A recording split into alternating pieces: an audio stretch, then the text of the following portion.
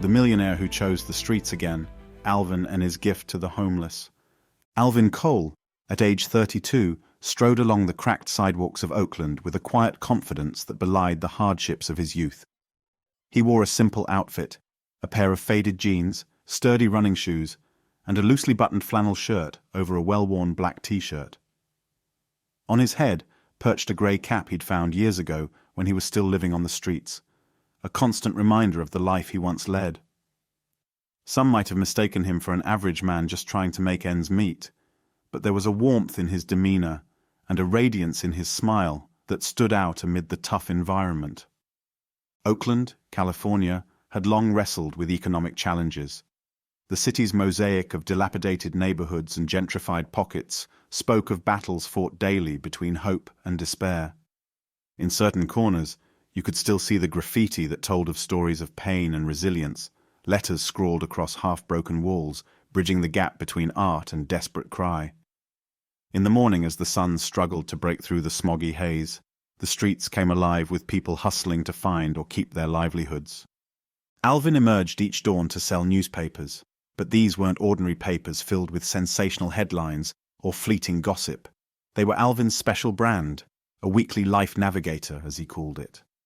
Every issue featured not only curated local news and helpful community resources, often compiled in the back pages, but also deeply personal stories of overcoming adversity, business advice for those wishing to start small ventures, uplifting anecdotes from various world traditions, and tips on practical self-improvement.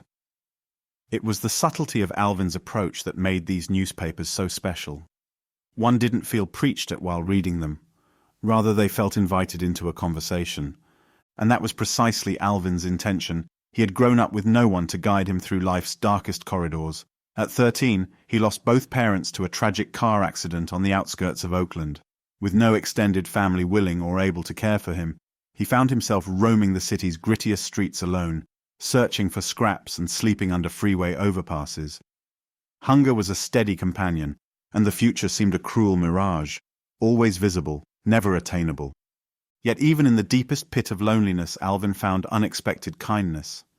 He encountered a homeless man named Harold, an older gentleman with stooped shoulders and a determined gait.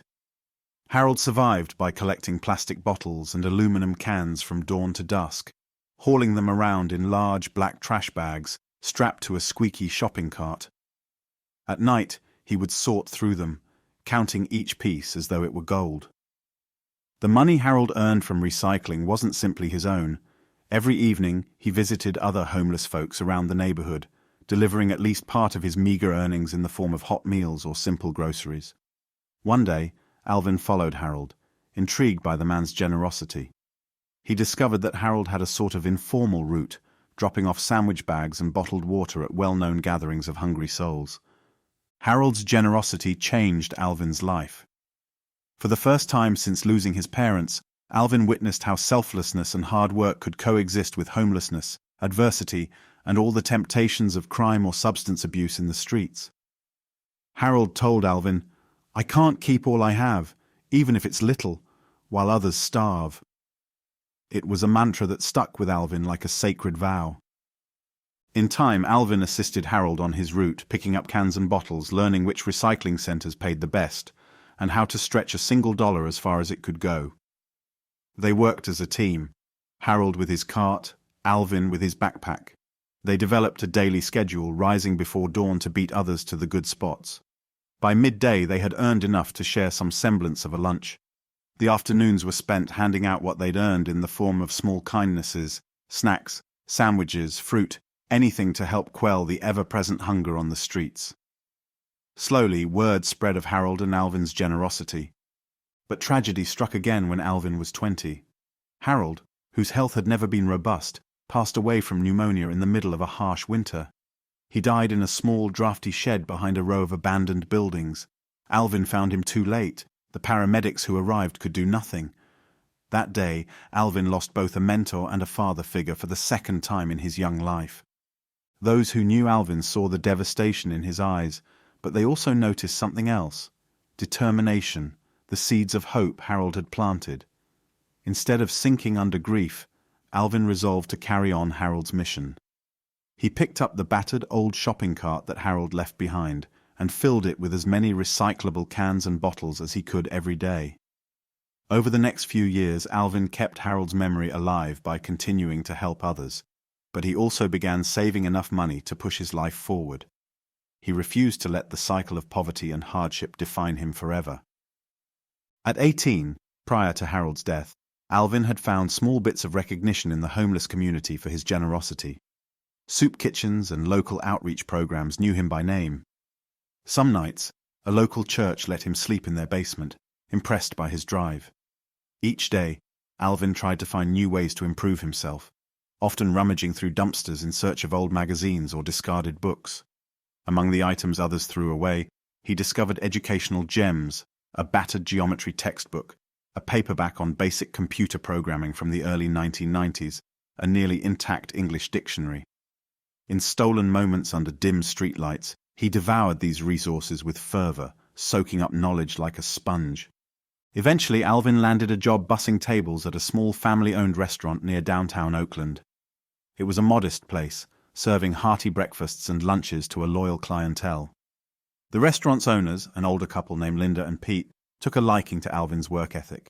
He was punctual, polite, and never shied away from overtime. They encouraged him to enroll in adult classes to get his GED. Over time, Alvin took their advice. He used the little money he had to sign up for night classes at a local community center. Determined to catch up on years of missed education, he studied every spare moment he could find. The other staff at the restaurant, inspired by Alvin, pooled tips to help pay for some of his textbooks. He reciprocated by returning every ounce of generosity with even more dedication to his tasks. Within a couple of years, he had not only passed his GED, but also enrolled in a computer repair course at a nearby technical college. His life picked up momentum. While many people might have used that newfound success to leave behind the world of want and need, Alvin felt compelled to go back and give more.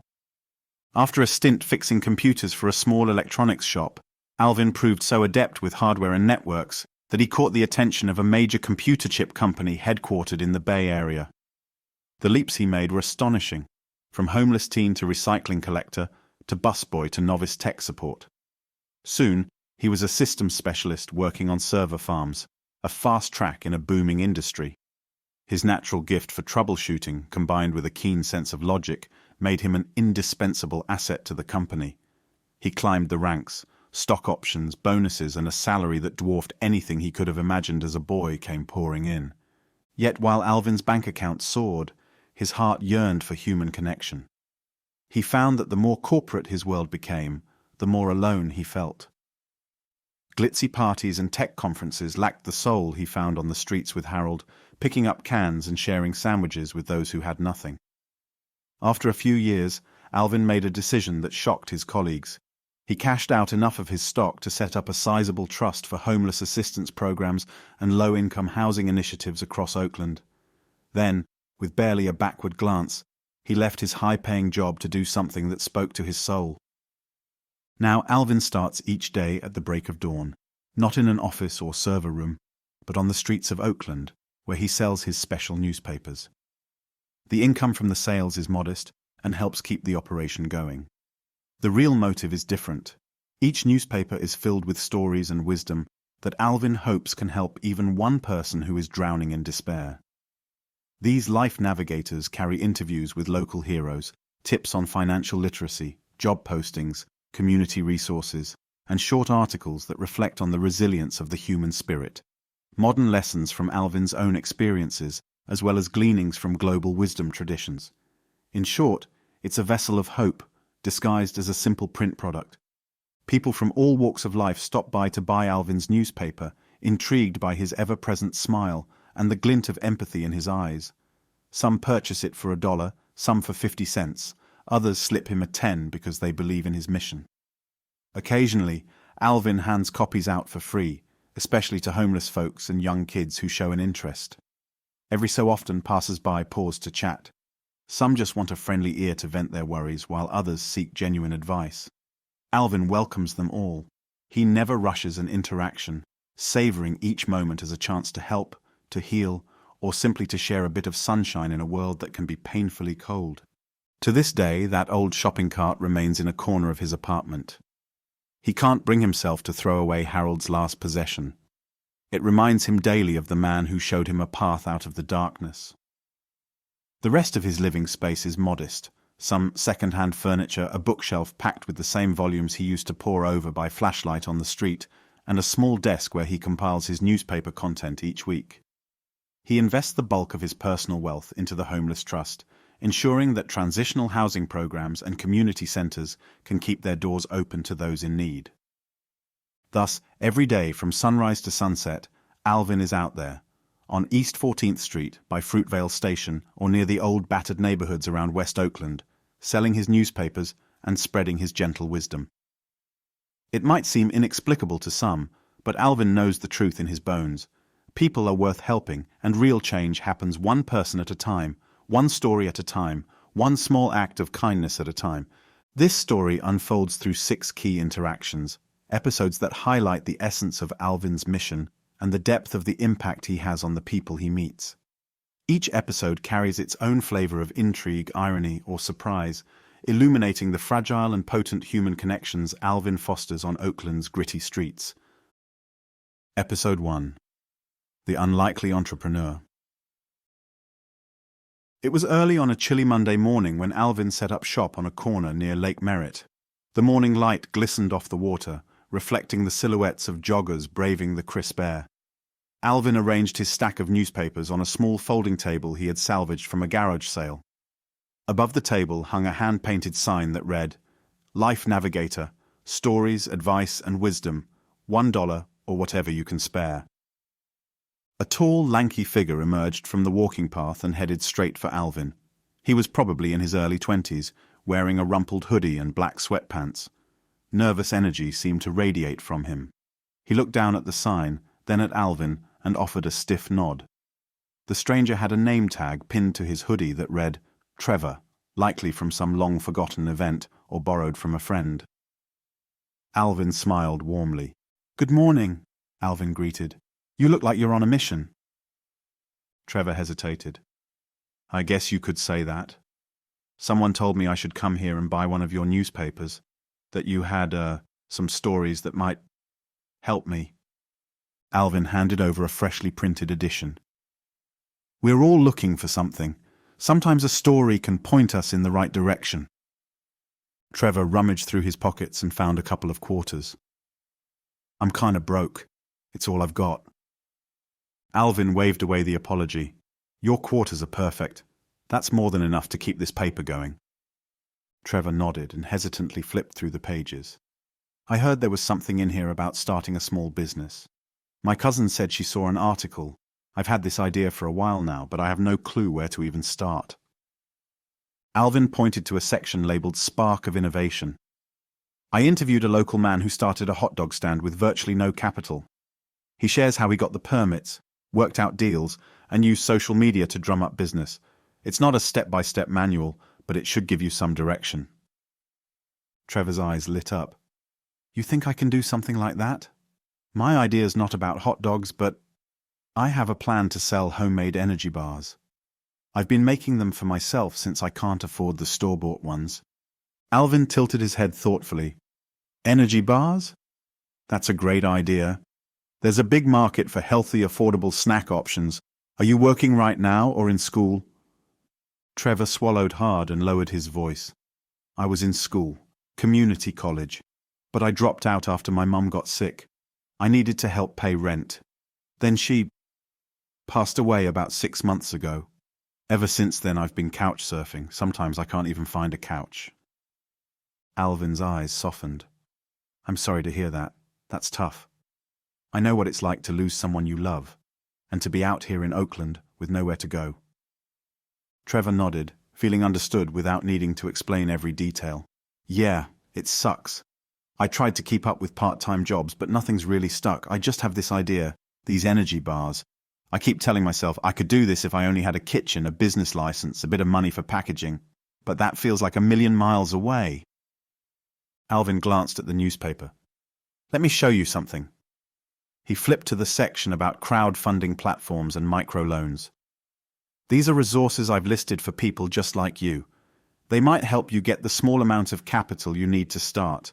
And this article here talks about a commercial kitchen in Oakland that rents space by the hour. It's not free, but it's cheaper than you'd think. You'd need to file some basic paperwork, but it's doable. Trevor's mouth gaped slightly as he scanned the page.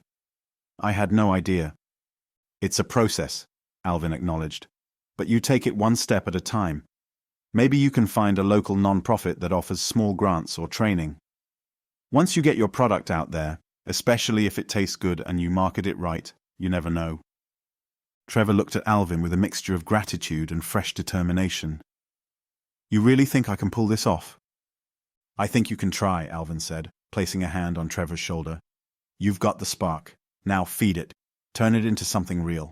And remember, you don't have to do it alone. Oakland has resources if you know where to look. Trevor bit his lip, then let out a long sigh. Thank you, he said simply. I'll read everything in here. I really appreciate it. And with that, Trevor walked off with the paper clutched tightly. Alvin watched him go, feeling a sense of fulfillment as the day had barely started. He tidied his newspapers, wondering how Trevor would fare. He'd learned long ago not to pin all his hopes on any one person's success, yet he also knew that sometimes a single conversation could open doors never before imagined.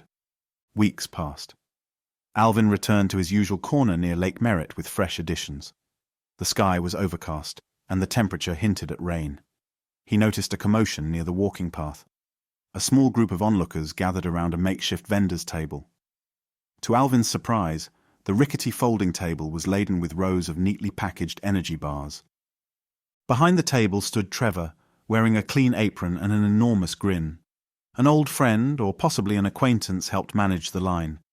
Curious joggers stopped to examine the bars. Trevor was handing out free samples, explaining the ingredients: oats, honey, peanut butter, dried fruits, and telling people they're all homemade, natural, and affordable. Alvin approached slowly, a newspaper rolled under his arm. Trevor spotted him and gave an enthusiastic wave. You did it, Alvin said, awe in his tone. Trevor nodded. I did. It's still small, but it's real. I found a commercial kitchen just like you recommended. I applied for a small loan, only a few $100, to get started on packaging and permits. And I found a buddy who's letting me rent a corner of his garage for storage. I can't believe it's actually happening. Alvin picked up one of the bars and inspected the packaging. The label read, Trevor's Natural Energy Bar. The simple design featured a silhouette of Oakland's skyline. This looks amazing, Alvin marveled. He noticed a recommended price of $1 per bar, cheap enough to entice busy people on the go, but hopefully enough to make a decent margin. He took a bite of a sample. The taste was genuinely delicious. It's good, Alvin exclaimed. A passing jogger handed Trevor a $5 bill and took 3 bars. Another onlooker applauded. Trevor nodded shyly, but there was unmistakable pride on his face. I owe you big time, he told Alvin. Your newspaper gave me a roadmap. I followed every lead in there. Alvin patted Trevor on the back. You did the work. I just gave you a little nudge. Keep going. Don't let it stop here. Trevor's business was, in a way, an embodiment of Alvin's mission, to plant seeds of possibility in those who think the world has none to offer them. As Alvin walked away, he felt that familiar surge of warmth that came from knowing Harold would have been proud. And for once, Alvin was on the receiving end of a surprise, seeing Trevor's idea turned into a thriving little venture in such a short time. That day, Alvin's newspaper corner drew more people than usual, partly because word spread that the guy who had helped Trevor start selling energy bars was also there offering advice, resources, and heartfelt chats. Some folks just came to watch, to see if it was real. Others wanted to know if Alvin's counsel could help them too. It was the kind of day that left Alvin exhausted yet deeply satisfied. Once the sun began to sink behind the buildings, he packed up his table, folded the sign, and set out to deliver any unsold newspapers to homeless shelters for free distribution. As he walked, he caught himself humming a tune, something Harold used to sing under his breath while collecting cans. A gentle memory, reminding Alvin that each success story was part of a larger tapestry of kindness that stretched through time. Episode 2. A Familiar Face. One Tuesday afternoon, Alvin chose a spot near Fruitvale Station, a bustling area where commuters, day laborers, and families intermingled in a swirl of languages and cultures. The smells of street tacos, fresh produce from local stands, and automobile exhaust blended in the air. Alvin always found this particular neighborhood vibrant, yet tinged with hardship. He knew it well from his teenage years. He positioned his folding table, stacked newspapers, and taped up a small promotional flyer that read, "This week's topic, overcoming loss and finding purpose." In many ways, it was his own life story condensed into a headline. The afternoon rush built steadily. People headed home from work or to second jobs. Kids returned from school. Buses belched fumes. Alvin took it all in, greeting each passerby with a nod and offering them the chance to browse a newspaper or share a conversation. Some took the paper, others hurried by without a glance. Then a voice from behind startled him. "Alvin Cole, is that really you?" He turned to see a woman around his age with curly hair tied in a ponytail and a question in her eyes. He recognized her face almost instantly, but her name danced on the tip of his tongue before he could recall it. Slowly, a memory surfaced. They had attended the same middle school, the same building he left abruptly when his parents died. Her name was Serena. "Serena Jackson," Alvin said, recognizing the face that had once been in his homeroom class. "Wow, long time. What are you doing here?" She laughed softly. "I could ask you the same. Last I heard, you had some fancy job at a big tech company, but I also heard rumors you were doing something different with your life now." Alvin shrugged. "I left the corporate world, decided to do this instead." He gestured at his table. "It's a newspaper, kind of a personal project, a way to help folks find resources and share stories." Serena raised an eyebrow, clearly intrigued but also puzzled. "That's quite a leap from what you were doing." She paused for a moment. "Well, I just got off the train. I commute to downtown Oakland for work. You want to catch up for a bit? I have some time before my bus comes." Alvin welcomed the idea. They stepped a few feet away from the bustling sidewalk to stand near the station's mural-covered walls. Serena told him she worked in community outreach for a local non-profit, focusing on providing educational resources to underprivileged kids.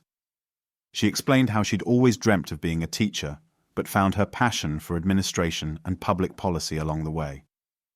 Alvin, in turn, gave her a condensed version of his own story, losing his parents, the years on the street, meeting Harold, working through a waitstaff job, returning to school, landing a major tech position, and then eventually forging this newspaper project. Serena's face lit with admiration. "That's incredible. I can't believe everything you've been through. And now you're out here doing this, of all things."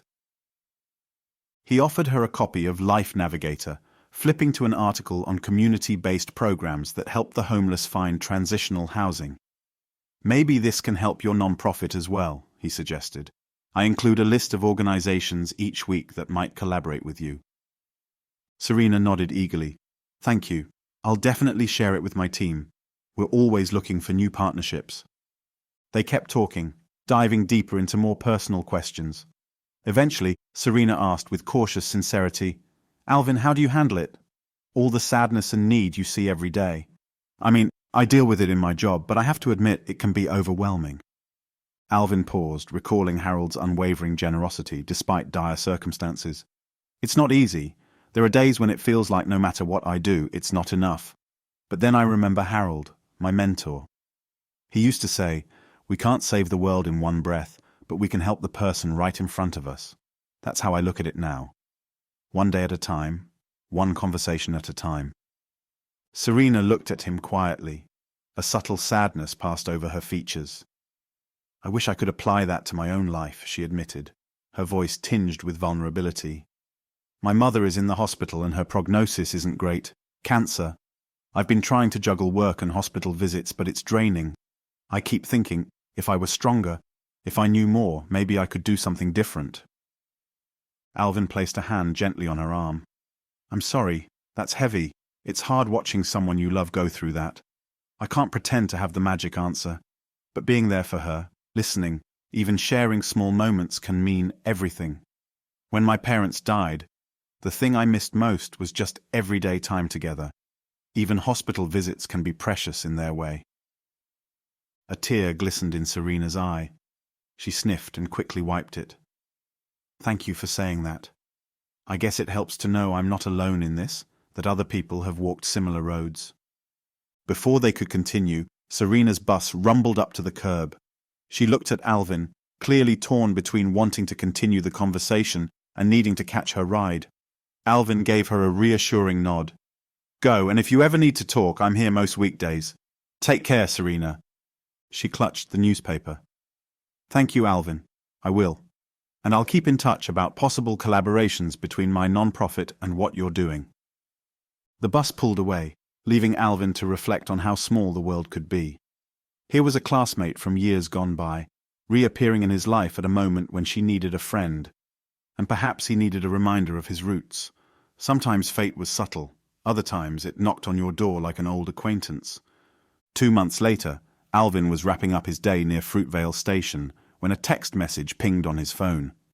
He checked it, surprised to see a number he didn't recognize. The message read, "Mom passed away last night.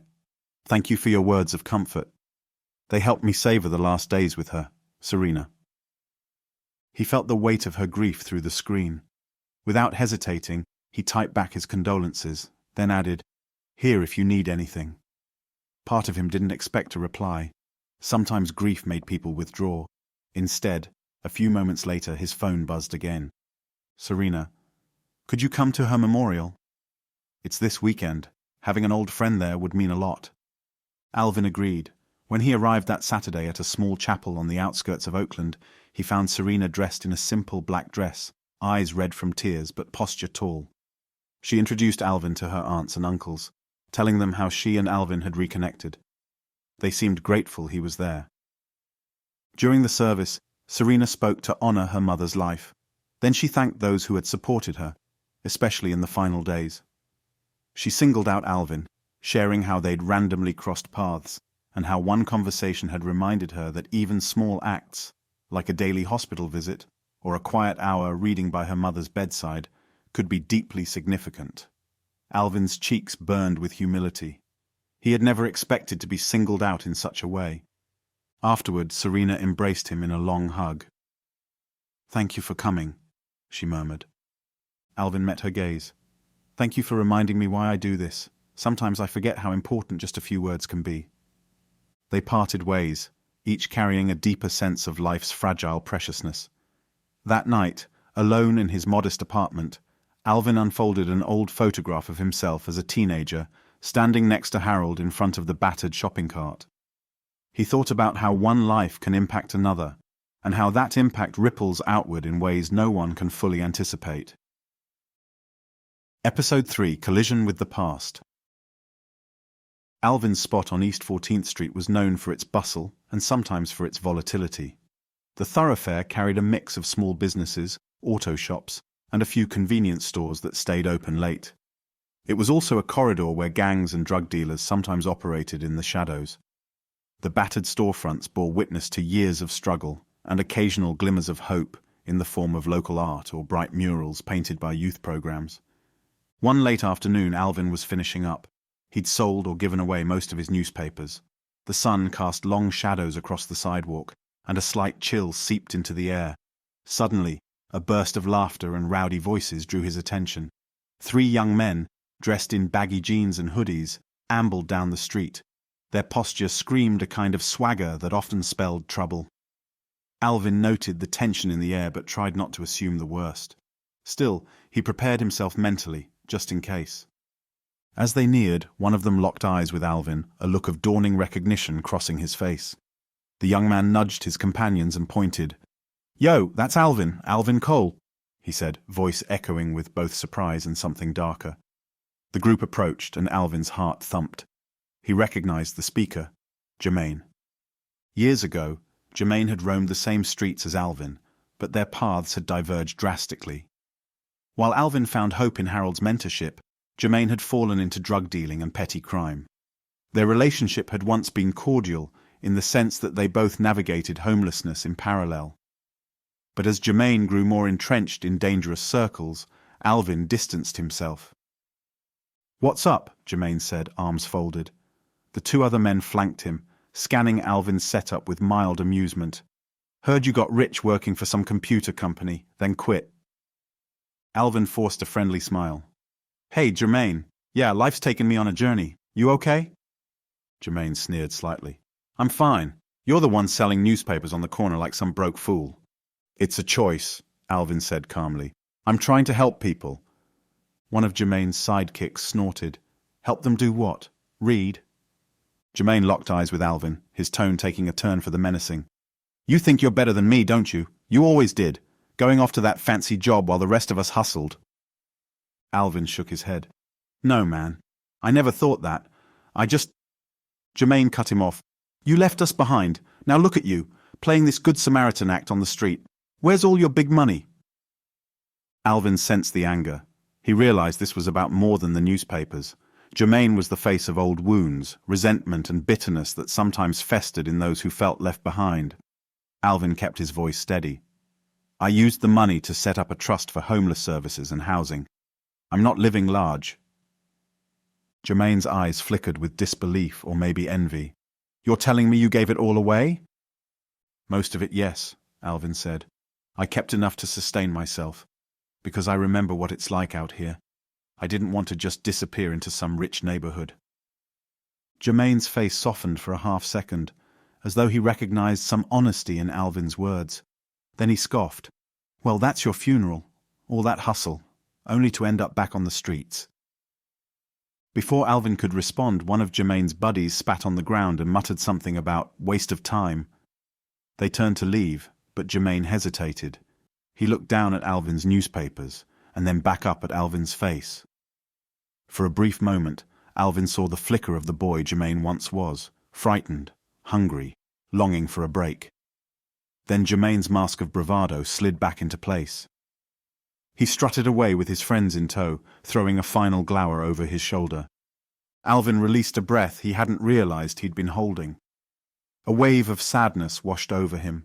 Their exchange reminded him how close he had once been to taking a darker path. He wondered how Jermaine's life might have changed if he had encountered someone like Harold, someone to guide him toward hope instead of resentment. A couple of weeks later, Alvin was manning the same corner, albeit in the morning hours. The traffic was lighter. Many people were either at work or still asleep.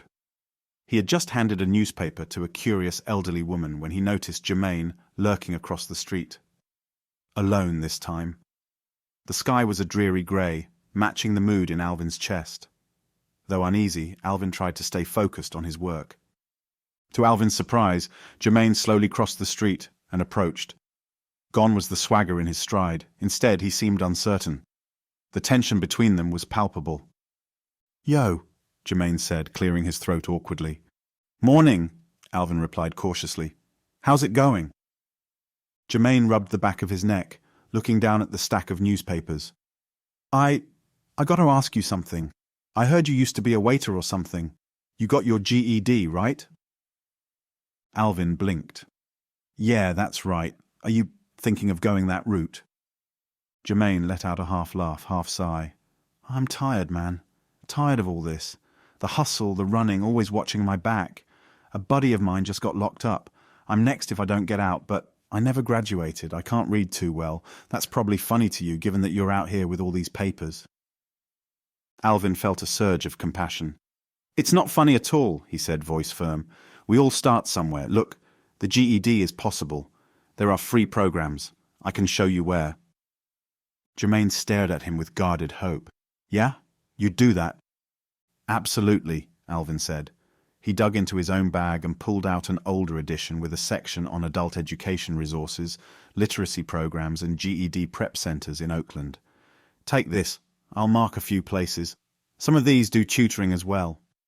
Jermaine took the paper, carefully folding it and slipping it into his hoodie. Thanks.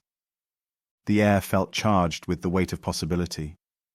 After a beat, Jermaine added in a near whisper, I heard you say you lost your parents. I never told you, but my mum OD'd when I was 14. Dad's never been in the picture. It's messed me up, man.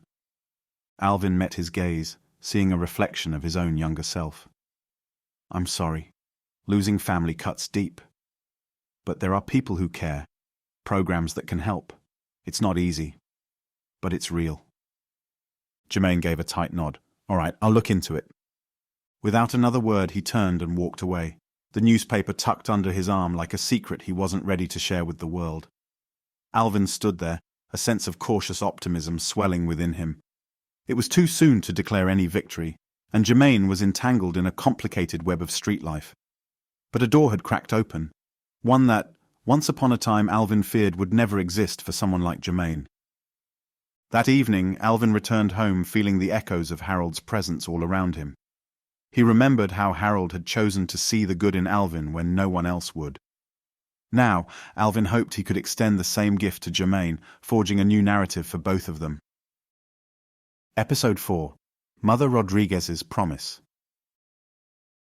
In the northern part of Oakland, near a cluster of old apartments and community gardens, lived a woman known to the neighborhood as Mother Rodriguez. Her given name was Althea Rodriguez, but almost no one used it. She was a widow in her late 50s with a warm smile, a boisterous laugh, and a reputation for feeding anyone who came to her door hungry. She had turned her small backyard into a patchwork garden, growing tomatoes, bell peppers, herbs, and occasionally fruit trees if they managed to survive Oakland's changing climate. Alvin had known Mother Rodriguez since his recycling days with Harold. She used to offer them fresh vegetables or a hot bowl of soup whenever she could. Although she was far from wealthy, she believed in sharing whatever little she had. Over the years, Alvin stayed in touch, occasionally dropping off groceries, and now his weekly newspaper. One autumn morning, Alvin decided to distribute his newspapers around her neighborhood, a place that exuded a quieter vibe compared to the busier streets near downtown. When he arrived at Mother Rodriguez's gate, he found her hunched over a row of plants murmuring endearments to a shriveled pepper plant that looked on the verge of giving up. "Morning, Mother," Alvin called gently, letting himself in through the unlocked gate. She turned, wiping her forehead with the back of her glove. "Ah, Alvin, mijo. Good morning." She reached out to embrace him, her gardening gloves dusted with dark soil. Alvin returned the hug carefully. "How's the garden?" "Struggling," she admitted, glancing at the pepper plant. "But then, aren't we all? Some are more resilient than others." Alvin handed her the latest issue of his newspaper. "Thought you might like this week's edition. I interviewed a local urban farmer about low-cost gardening techniques." She accepted it with an appreciative nod. "Always trying to teach this old lady something new, They chuckled. Mother Rodriguez motioned for him to sit on a rickety bench under an old lemon tree. She shuffled into the house and returned with 2 cups of tea, steam curling in the cool morning air. Alvin took a grateful sip. They discussed the usual, the rising cost of rent, how the neighborhood kids were doing, and the upcoming holiday season. Eventually, Mother Rodriguez's expression grew pensive. "Alvin," she said softly, "I'm worried about my grandson, Esteban.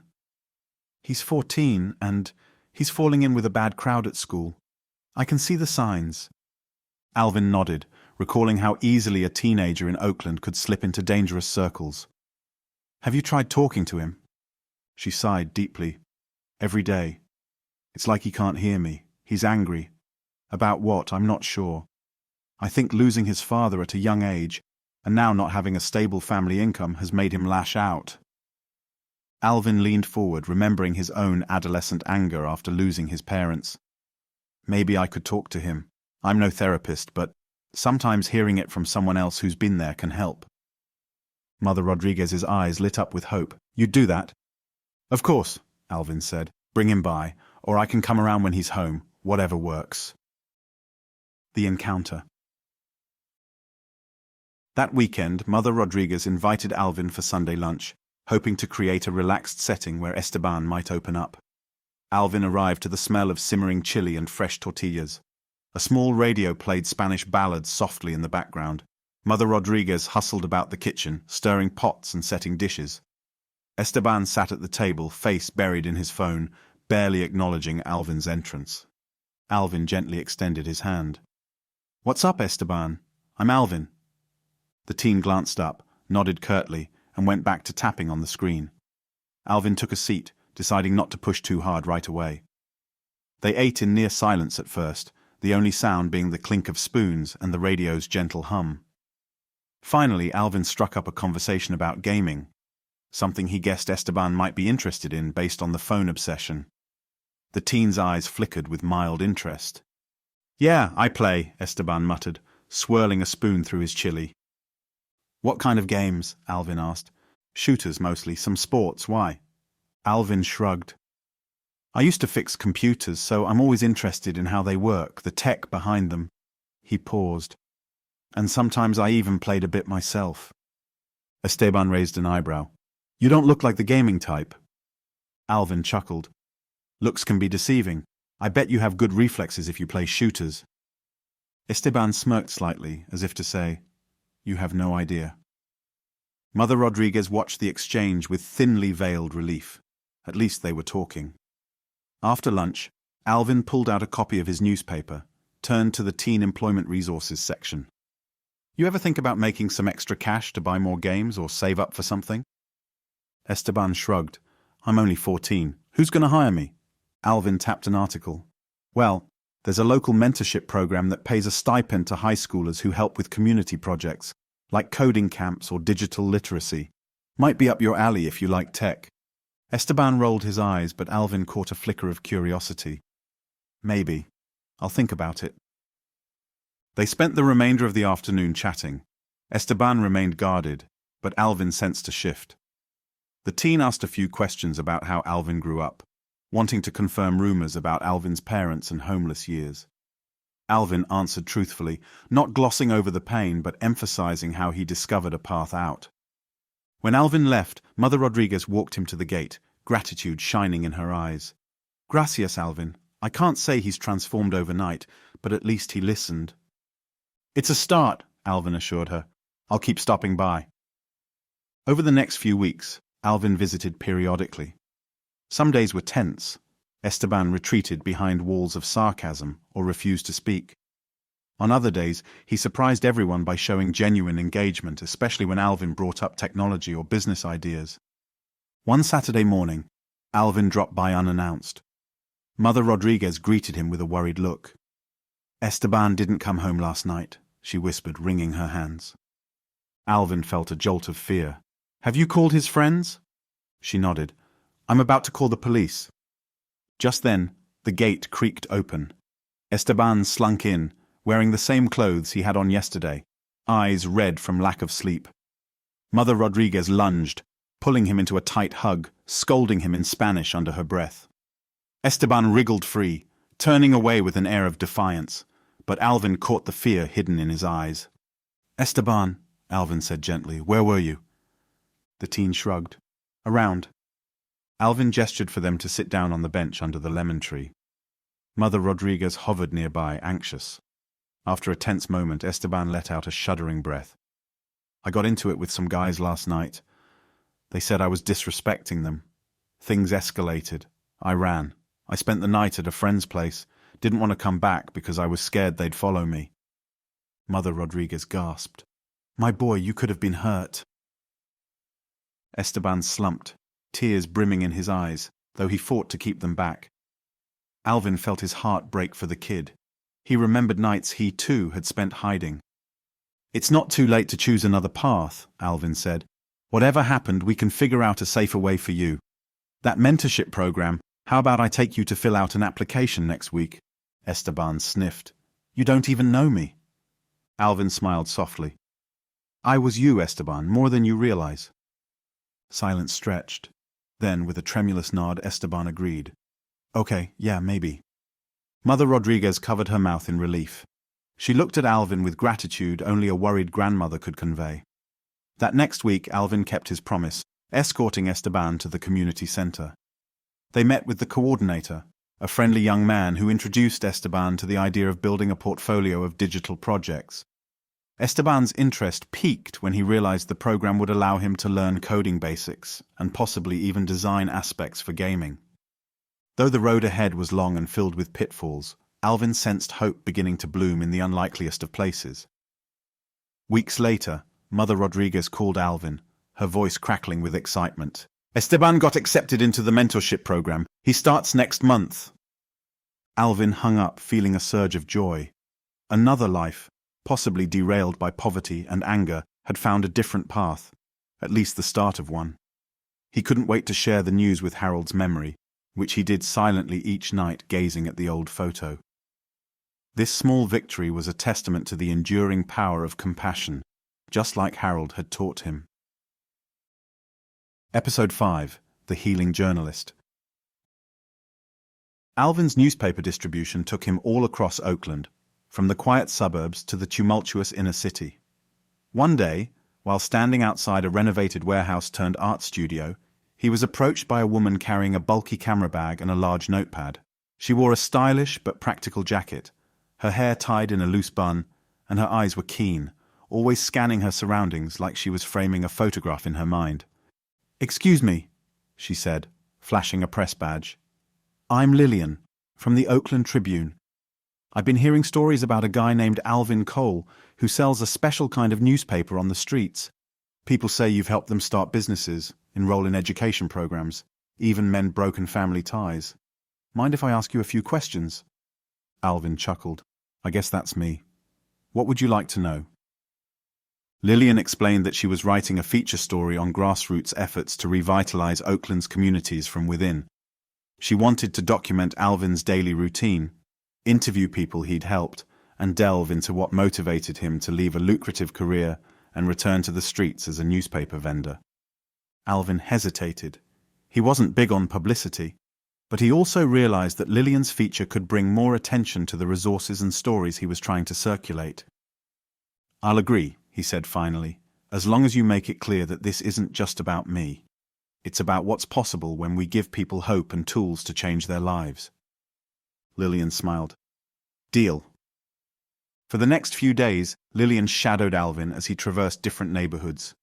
She captured photos of him greeting regulars, exchanging jokes with a local shop owner, offering a free copy to a disheveled man who had spent the night on a park bench. She recorded their conversations, scribbling notes about Alvin's history, about Harold, about the impetus behind Life Navigator. One afternoon, Lillian asked if she could see Alvin's apartment. He hesitated. His personal space was humble, and he guarded Harold's old shopping cart like a cherished heirloom. But he agreed. When they arrived, Lillian was struck by the modest furnishings and the rows of books that lined the walls. She noticed the battered shopping cart in the corner. "This was Harold's, right?" she asked, gently touching the rusted handle. "Yes," Alvin replied softly. "He died in there, on the streets, when I was 20. That cart represents a turning point in my life, when I realized I couldn't keep wandering aimlessly." Lillian paused to process his words, snapping a few pictures of the cart. She then asked, "If you hadn't met Harold, what do you think would have happened?" Alvin exhaled slowly. "I might have ended up like Jermaine, caught in a cycle of resentment and crime. Or maybe I would have become numb, turning to drugs to escape the pain. Harold saved me from a lot of dark possibilities." Lillian's eyes shone with empathy. "That's powerful. Do you mind if I include that in the article?" "Go ahead," Alvin nodded. "Just be respectful. Harold deserves that." As the days of interviews wrapped up, Alvin felt an odd mixture of relief and apprehension. He was no stranger to being in the spotlight. His philanthropic efforts had garnered some coverage when he first set up his trust. But this felt more personal. Lillian seemed genuinely moved by his story, and he wondered if it would resonate with Oakland's broader public. A week passed, and the feature article ran in the Sunday edition of the Oakland Tribune. Alvin's phone buzzed all morning with messages from acquaintances, old co-workers, and even strangers who had read the piece. He found a safe corner to read the printed newspaper. Ironic, he thought, that he was reading someone else's publication about him, and delved into Lillian's words. Her article was titled, "The Street's Quiet Hero, How One Formerly Homeless Man is Changing Oakland, One Newspaper at a Time." The story wove Harold's influence, Alvin's personal journey, and interviews with Trevor, Serena Germain, and even Mother Rodriguez. Their testimonies painted a tapestry of transformation and hope. The concluding paragraph spoke of Alvin's unwavering belief that the same resilience he found could blossom in others, given the right support. Tears blurred Alvin's vision. He wasn't sure if he deserved such praise, but he recognized that the message was bigger than his comfort level. It was out there now, and if it brought one more person to check out a literacy program or convinced a business owner to give a homeless job seeker a chance, then it was worth it. That same day, Lillian texted him, "Check your email. You've gone viral." Confused, Alvin hurried to find a library computer. He discovered that the article had been picked up by a national news outlet's online platform. The digital version had thousands of shares, and readers from across the country were posting comments about how inspiring they found Alvin's story. Amid the flood of attention, something unexpected surfaced, an email from an old friend of Harold's that Alvin never knew existed. The man named Clarence claimed that he and Harold served together in the army decades ago. He'd lost touch, but recognized Harold's name and story in Lillian's article. Clarence wrote that he wanted to donate a substantial sum to Alvin's trust in Harold's honor. Stunned, Alvin reread the email multiple times. Clarence wanted to gift $20,000 to the Homeless Trust.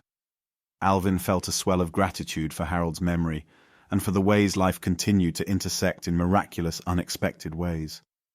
He typed a heartfelt reply. "Thank you. Harold was like a father to me. Your donation will go directly to housing and feeding those most in need, just like Harold would have done."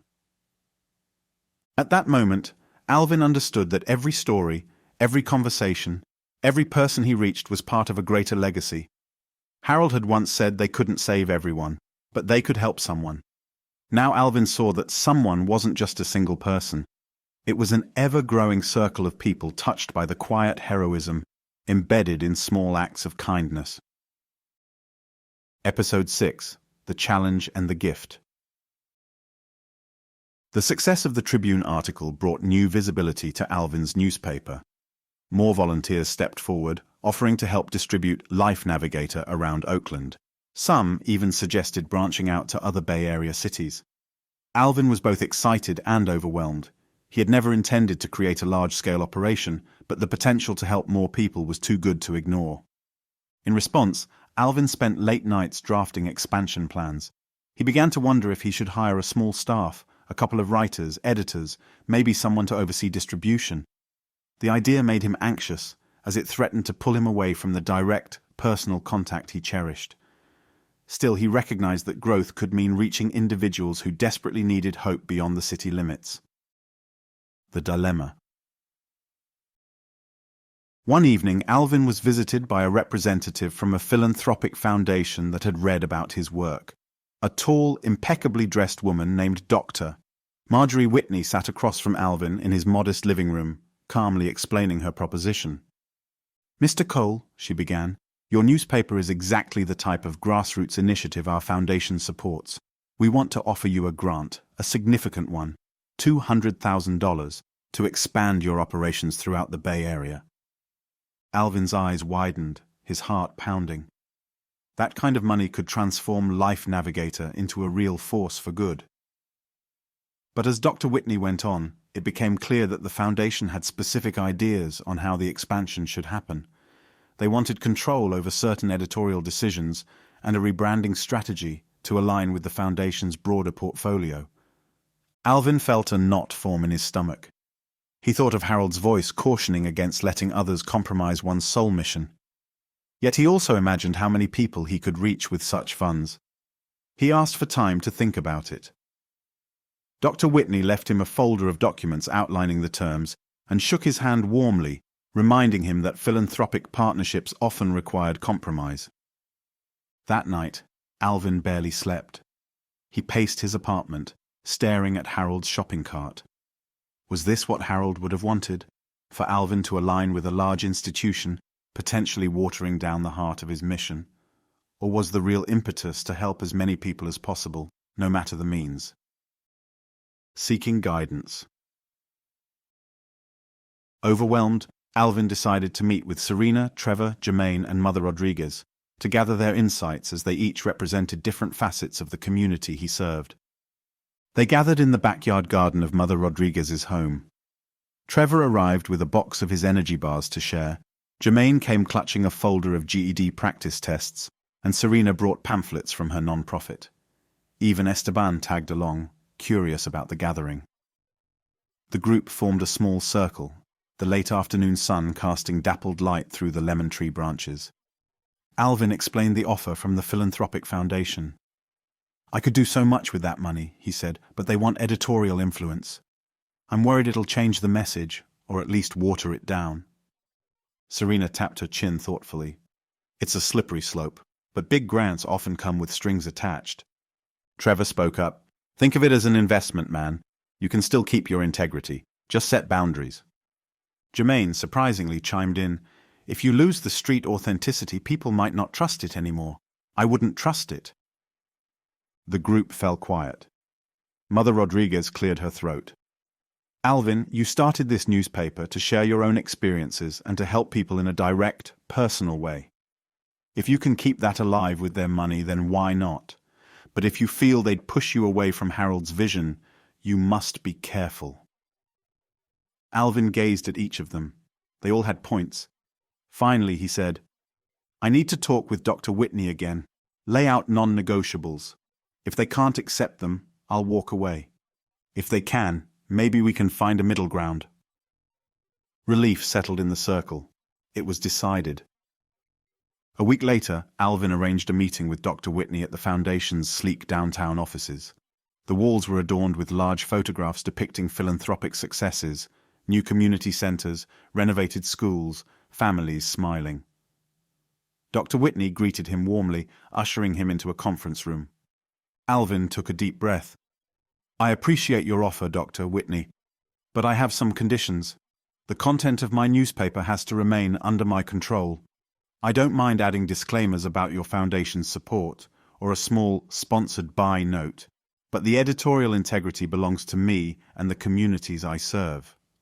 Dr. Whitney listened attentively, occasionally jotting notes. "I understand your concerns, Mr. Cole. Our board has experience working with community leaders who value their independence.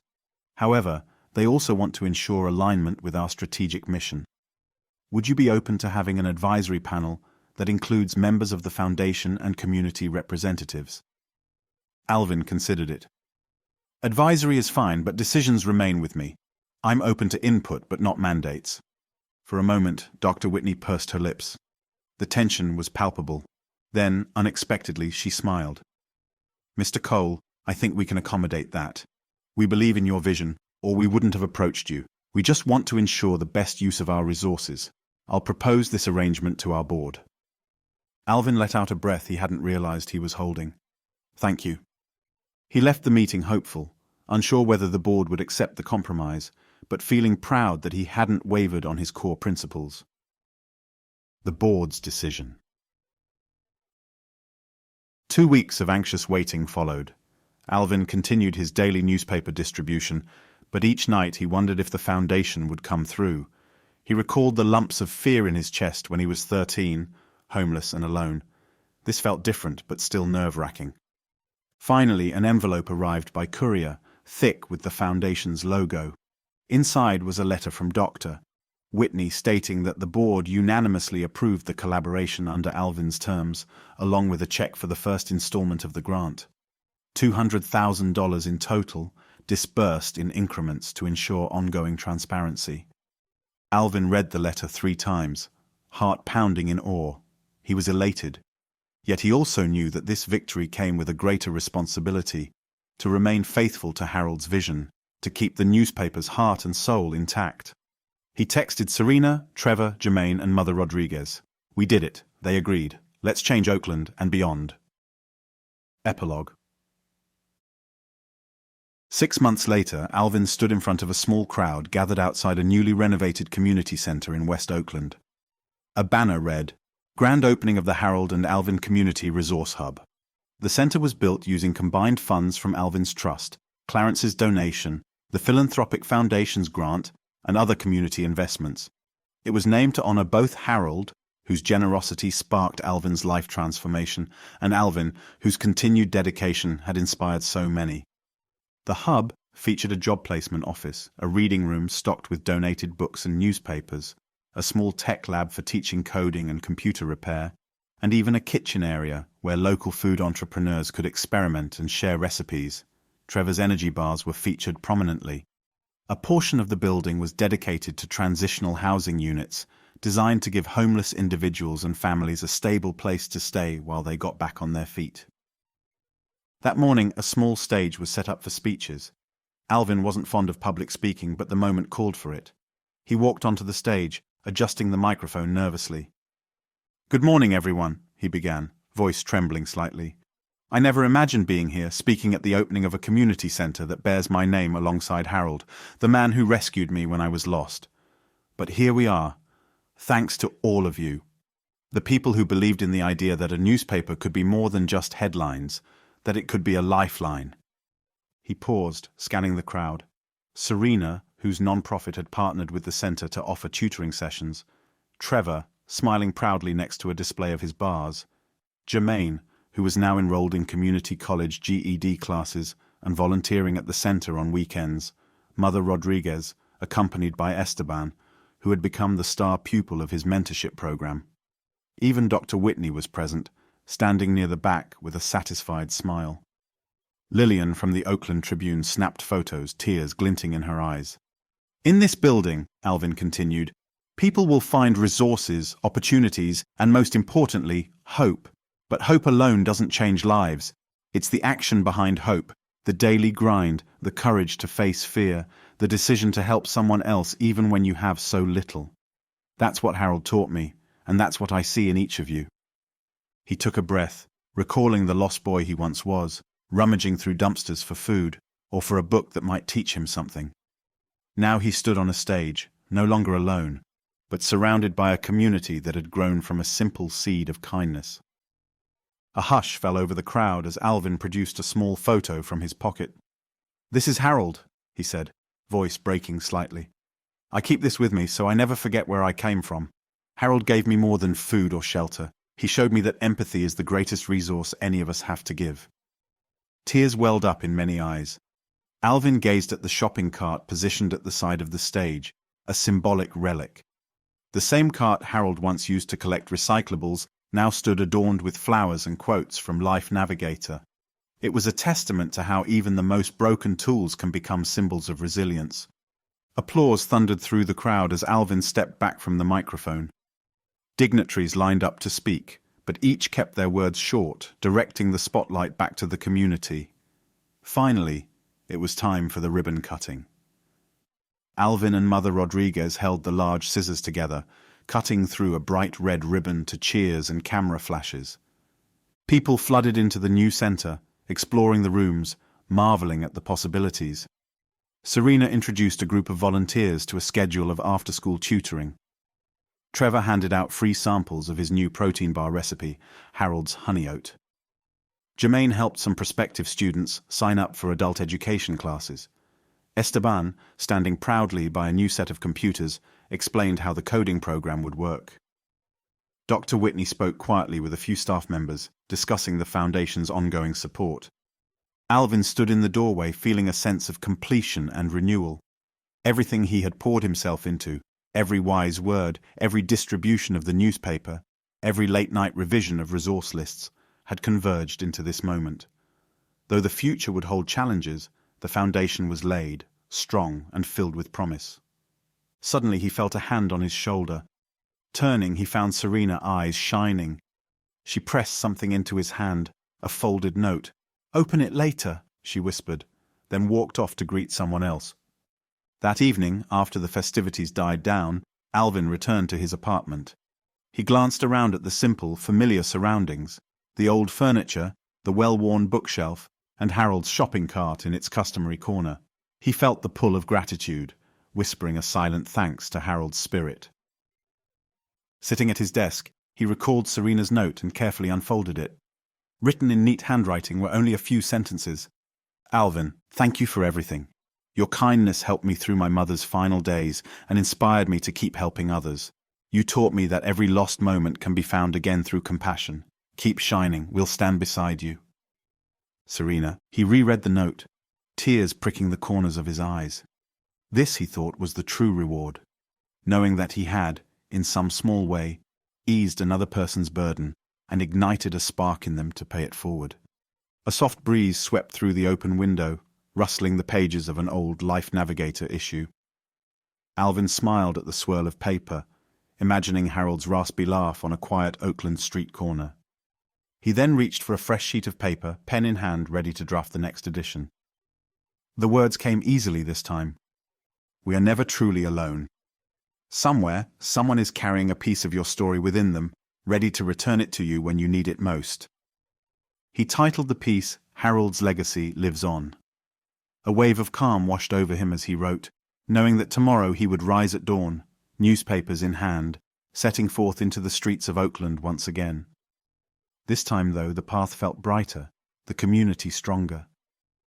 And in his pocket, always, was the memory of an old man who once chose kindness in a world that often chose otherwise.